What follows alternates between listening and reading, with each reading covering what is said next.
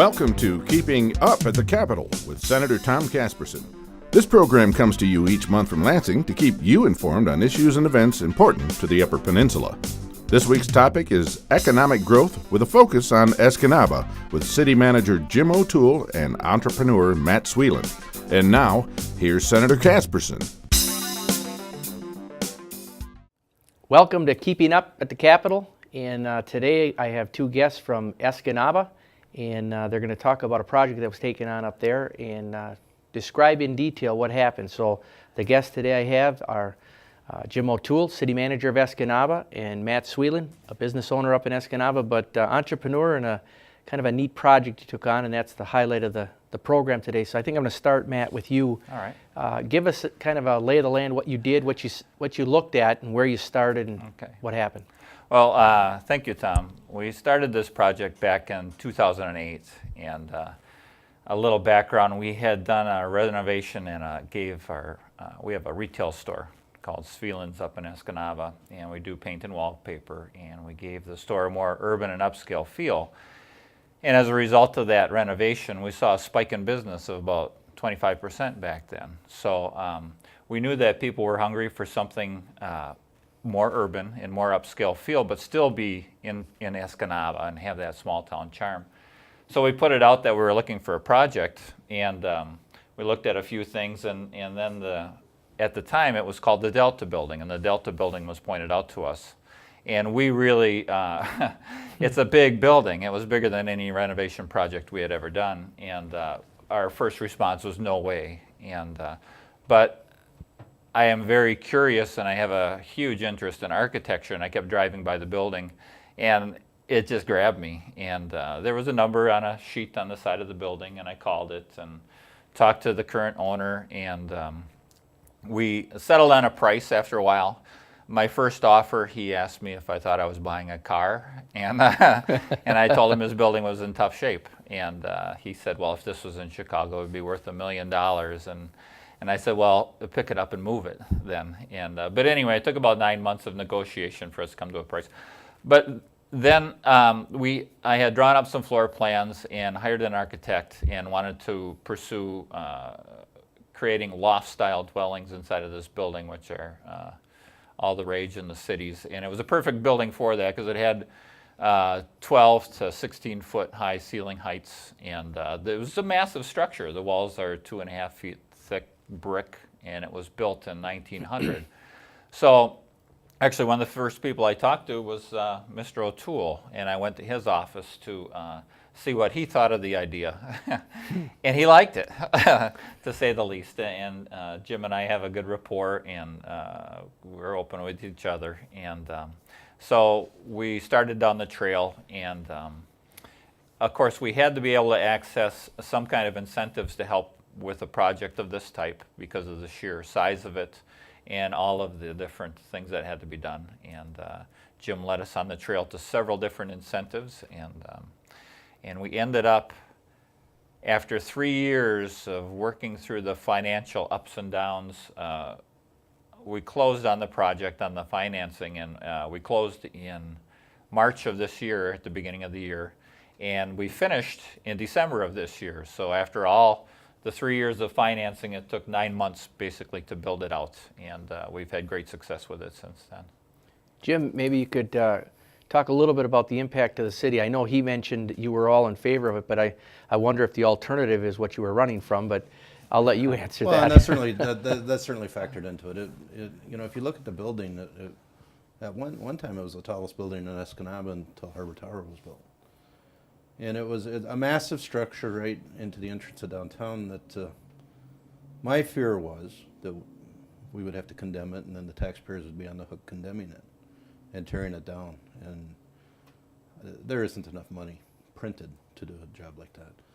So, through my years of code enforcement and then city manager, I always worried about that. So when Matt came and talked to me, I thought, well, that's a perfect reuse. Now, it came with the challenges. A large building on the footprint was just about took up all the property. So we had to do a site plan, and Matt was real creative in addressing issues such as parking and things like that. And then tapping the various resources through, MEDC, Michigan State Housing Development Authority, our local revolving loan funds. Wherever there was a possibility of money, we knocked on that door. And I'll tell you what, the impact that building has had on downtown is you can't measure it. It's off the charts. And I was telling Matt earlier in the spring, one evening it was starting when it was dark early. I was driving by the building one night with my wife, and all the lights in the building were on. And that's the first time I had ever seen that. And it just brought that property to life. So that was pretty neat. And then of course the apartments. Matt said his interest is architecture. He's very good at what his interest is. The apartments are very much upscale, very much urban living. I mean, these are the type of apartments you'd see downtown Detroit, downtown Chicago, downtown San Francisco, and here we had them in downtown Escanaba, and in the retail space. So it worked out well. Matt and his wife. The only word I can use to describe them is tenacity, because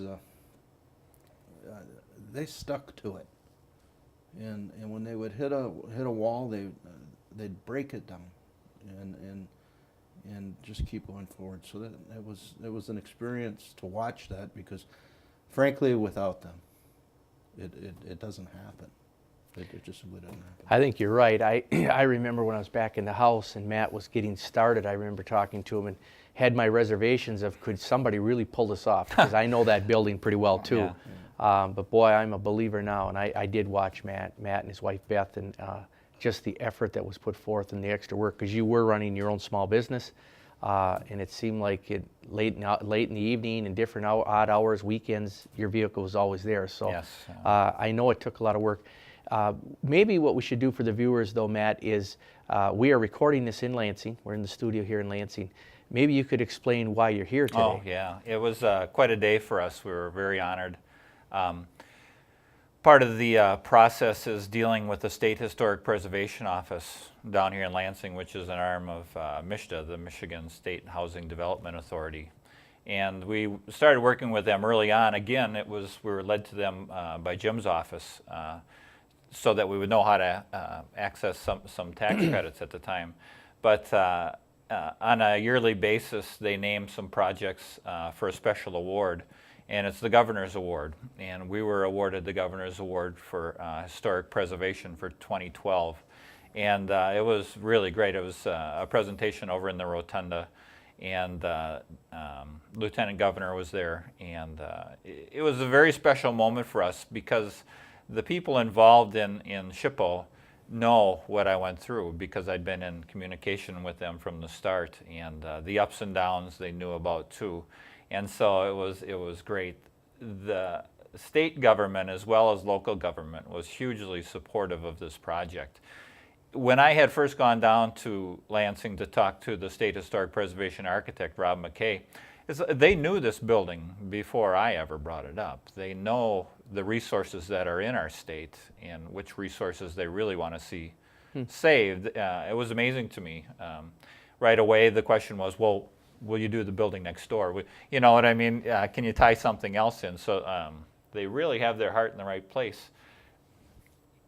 You know, when we were going through all this, we did a lot of research, and I'm sure that our government knows this, because it's the way they're leaning, but when you sustain the heart of a downtown in any community, the community will sustain and survive also. It seems like the downtown's always the heart, and it keeps that community beating.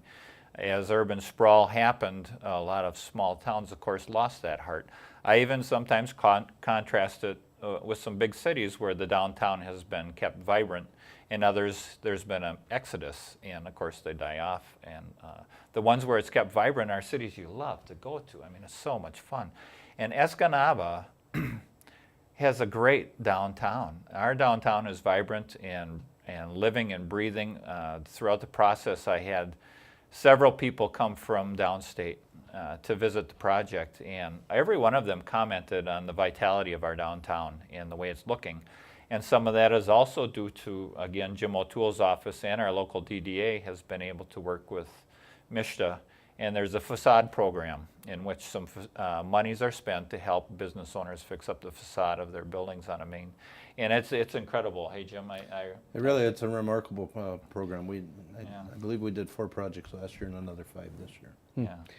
Jim, let me ask you from the city manager's perspective, because what Matt's not telling us here is the Matt's roots in the city, and him and I both have them. We graduated from high school together. I know the Sviland family. I know your dad very well. I know your dad's very proud of what you've done, but your dad built a business in our community, very well respected in our community, still with us.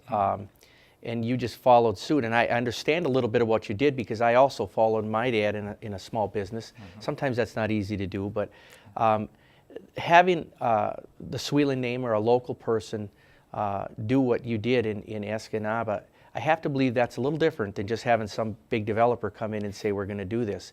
There was really a personal side to this thing, was there not? Oh, there absolutely was. I mean, Matt and his family, they bring credibility to the project. And they bring the local, they understand the local ground conditions, if you will, in Escanaba. And that became very apparent in the planning process because they worked very hard at keeping the community informed at every step of the way and asking for input from the community. And then actually incorporating that input into the project.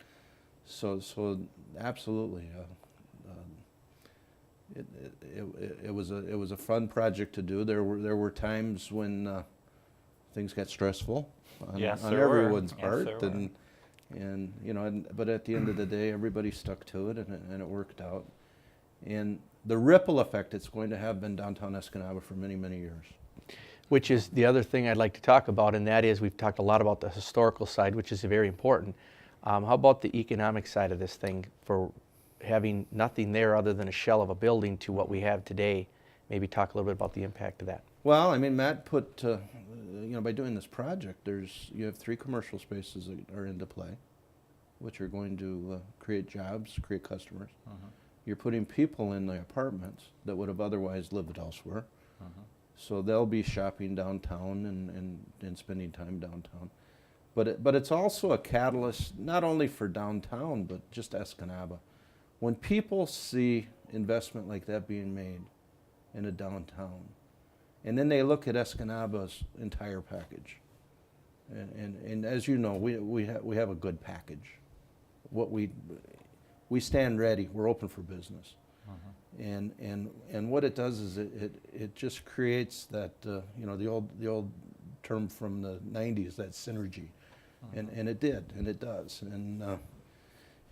As we attract other business coming into town, at the same time they're calling Matt to say, do you have any apartments available? So that works out well. Matt, any comments on the economic side of it? Yeah, we do have the retail contingency there, and we created 3 retail spaces, and it's amazing to me. There's 1 space open, but 2 of the spaces have been taken by young women entrepreneurs in our community. One created a fabulous salon and spa called Salon West and Spa, and she's a young woman and a dynamo, and it's so much fun to see these people run with these spaces because we gave them the shell to work with, and then they build it out, and it just follows through with that same urban upscale feel. It's just incredible. And then another young woman, Rachel Myron, opened a business called Pink Sugar Company, and it's a small boutique. It's 560 square feet, but at any given time, there's like 4 or 5 people in this space. It's so fun, Tom, to see that excitement created. And the other side of it is just the location of where this building was. At first, most people thought it would be a detriment because it's not on the water. And of course, Escanaba is a beautiful waterfront community. It's a peninsula, sticking out in a little bitty knock. It's incredible. But the fact is that this particular building is at the two major junctures, two major roads running into Escanaba, which is Stevenson Avenue and Ludington. So the exposure is phenomenal.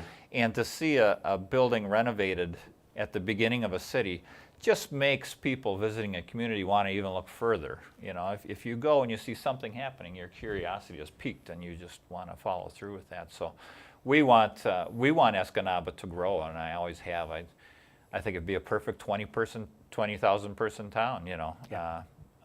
And we could do it, and I believe that it would just be, we believe that you can create this city feel in a certain way, but still have the small town charm, which I think people are hungry for. So. Yeah, I would agree. I mean, I grew up in Escanaba, raised my family in Escanaba. With that, Jim, maybe we could talk a little bit about what you see maybe for some opportunities right now in the Delta County, Escanaba area. Well, you know, right now, as you know, we're in the process of selling a coal-fired power plant to an outfit that is wanting to purchase it to turn it into a biomass facility, which will be, you know, for the next 50 years. And the jobs, both at the power plant itself and then the spin-off jobs that it'll create. And as part and party to that, we've been working on what we call our North Shore, which is a stretch of property that when they founded Escanaba and put Ludington Street in, it was divided. You know, on the north side shall be industrial and manufacturing, and this lends itself, natural harbor, deep water, the rail, the roads, the airport, it has the whole package. And so we're trying to grow those businesses, retain the businesses that are there and grow them larger, and then bring in supplemental as well. And then with that, the spin-off jobs, if you will, another 75 to 100 jobs in the forest industry with a biomass facility.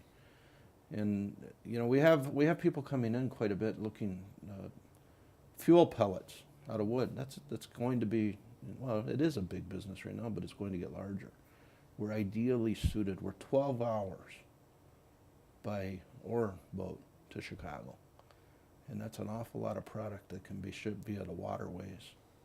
But it's also a beautiful corridor for bringing goods up from Chicago. And we have direct access up into Canada, which are some large markets as well. So we're ideally suited. We're an economically sound community. We know what we're doing, and we're open for business, as I said. Well, the theme is Escanaba at this point. How about if we talk a little bit about what's about to happen here this summer? We've got 150 years of Escanaba. I got to believe there's activity going on already, getting ready for certain things. Maybe we could share with our viewers what's on tap for Escanaba. Well, we have our sesquicentennial 150th year celebration coming up, and it's, I believe it starts July 7th, 2013. And we're in the full swing right now of putting together a week-long party. And the attractions, we're trying to attract events, you know, for the 3-year-old to the 90-year-old. And you know, you're familiar with all the lumberjack log rolling people that Escanaba's produced. Right. Well, I grew up with all of the Sakeleys and the Captains and the McDonoughs, and we're working on getting them together for a few year later show. Almost sounds like a class reunion, Matt. Yeah. Well, it would be my old neighborhood reunion, Yeah, that's for yeah. sure, yeah. And then, and you know, we're one of those communities that we have a city band as an example, which is a rarity anymore. And getting those people involved, and we have great talent from Escanaba. If you remember Kat Adams, she was the original Star Search That's right. winner. Now, to put that in today's perspective, that's the American Idol winner. Yeah. And she's from Escanaba, Michigan, and we're working to get her to come back for a show. Kevin Chown from Escanaba, absolutely wonderful musician who's gone on tour with the Red Hot Chili Peppers. We're trying to get him back in town. and bring in all of these people, tying something with the movie Escanaba into Moonlight.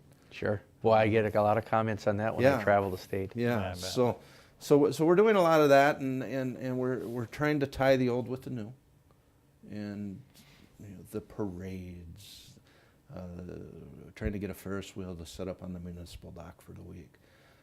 I've submitted the paperwork to the Department of the Defense for the Air Force Thunderbirds, which we've been approved by DOD. Now it's sitting at Air Force to see how it can rotate into the schedule. So, and by tying it to that 4th of July week, which is a natural time in Escanaba. Everybody comes home to Escanaba, Michigan on the 4th of July weekend. Yeah. And it's going to be an all-community reunion because there's nothing. Escanaba, Michigan on the 4th of July is the absolute best place in the universe to be because I guarantee you're going to see one person you haven't seen in 30 years. I would agree. Ludington Park is elbow to elbow with people. You're right. So the big question I'll ask both of you: growing beards? No. No, that was the 1963 event. Yeah, so And I told him I couldn't do that because I'd end up looking like Santa Claus. Nothing wrong with Santa Claus. Escanaba has that resource of our park is just incredible. I don't know if people haven't been there, you got to just go there to see that sometime. When investors came up to view our project, I made sure that we came out 5th Street up, and the park was laid out in front of us, and there was an audible intake of breath in the car because it's quite something, you know. And you go down there in the summer on a Wednesday evening, and the city band is playing, and there's a soccer game going on, and the sailboat races are in the background, and people are using the tennis court and the sand volleyball. It's just amazing. You look down, it's like Norman Rockwell or something. It's kind of scary that way, but it is. It's like all this great, wholesome hometown activity going on, and it's quite a sight. You're kind of, the question I wanted to ask was Escanaba. I mean, I've got an answer. I grew up in Escanaba, as you did, Matt. We all did. But what do you think one of the draws would be? What would you say to people on the outside that have not lived in our area, maybe to encourage them and say, welcome to Escanaba, you might want to consider living there? Would it be all the above, everything we just talked about? I mean, I think of Ludington Park, and I a lot of memories there growing up, going down to Ludington Park when we were in school, and 4th of July's, as you mentioned, and different shows and different things that happened. The band shell, going down to listen to the band. What would be your thoughts? I mean, geography is a big part of Escanaba, but the people, and the friendliness, the hardworking nature, and in the sense of humor. I mean, Escanaba, it's one of those places that you see on television and you say, where is that town? And we're it. Yeah, we live there. We live there. Yes. Yeah. Very fortunate to live there. I can go from one end of Escanaba to the other in 5 minutes. It's just it's all this ease.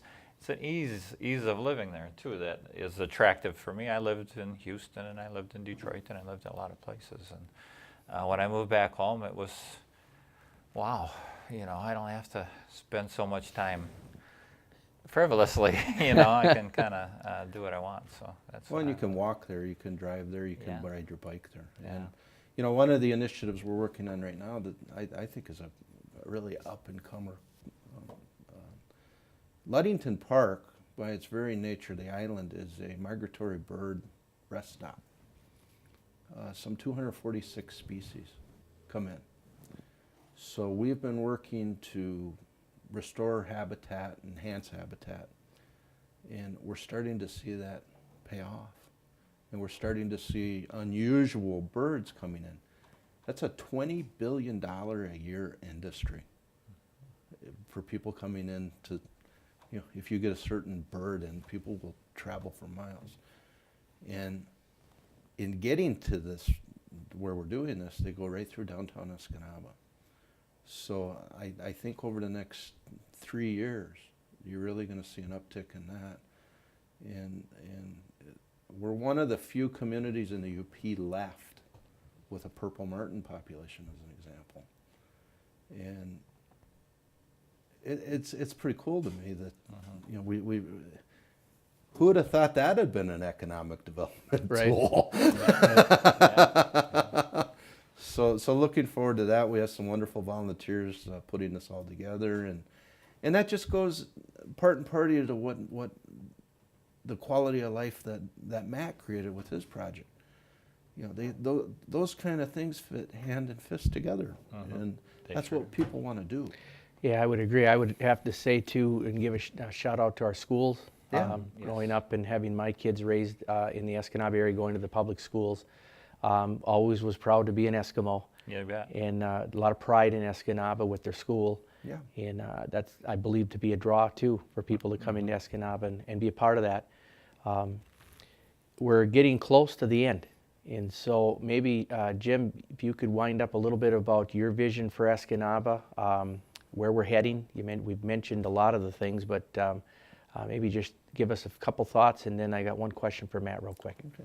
Well, I see Escanaba as the UP hub, because you can get everywhere from there, and with the raw material we have in the UP between the lumber and the upcoming mines and the existing ore mines, I see them all coming to Escanaba, and then going to wherever the market may be, and I see Escanaba continuing to build its industry around that. That's what we were founded on.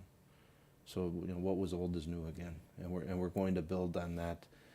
And people our age are coming back home, and that's pretty cool. I had some people stop in to see me last week.